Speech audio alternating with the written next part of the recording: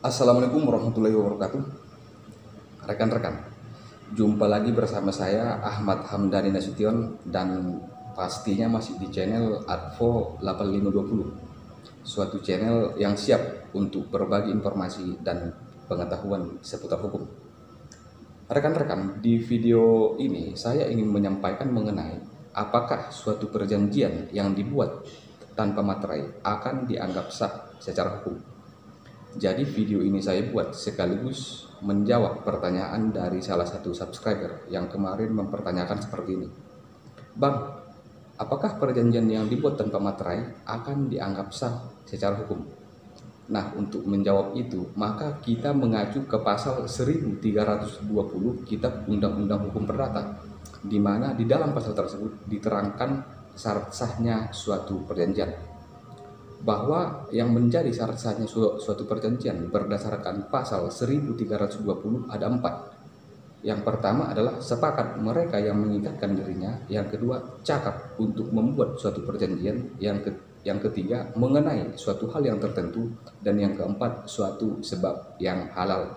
Jadi jika kita menyimak isi dari pasal 1320 Kitab Undang-Undang Hukum Perdata, bahwa materai bukan merupakan salah satu syarat sahnya suatu perjanjian. Jadi rekan-rekan bisa memahami atau menyimak apa yang saya sampaikan, bahwa suatu perjanjian meskipun tidak dibuat tanpa dengan materai, maka perjanjian tersebut akan tetap sah secara hukum. Namun harus kita ingat juga bahwa di dalam Undang-Undang Nomor 13 Tahun 1985 tentang Bea Materai disebutkan bahwa terhadap suatu perjanjian atau surat-surat lainnya yang dibuat dengan tujuan untuk digunakan sebagai alat pembuktian mengenai perbuatan, kenyataan, atau keadaan yang bersifat perdata, maka dikenakan bea materai atas dokumen tersebut. Sehingga dapat dipahami bahwa materai merupakan pajak dokumen dan bukan penentu keabsahan suatu perjanjian. Jadi berdasarkan apa yang saya sampaikan tadi, maka dapat kita simpulkan bahwa materai bukanlah penentu syarat sahnya suatu perjanjian.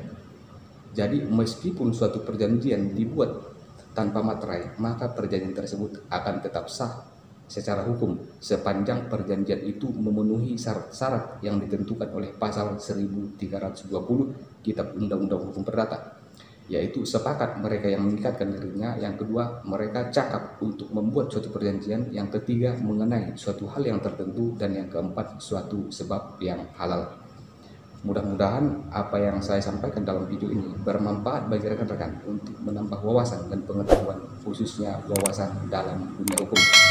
Bagi rekan-rekan yang baru saja bergabung di channel ini, jangan lupa like dan subscribe, karena subscribe itu gratis. Akhir kata, saya Ahmad Hamdani Nasution pamit dan undur diri. Assalamualaikum warahmatullahi wabarakatuh.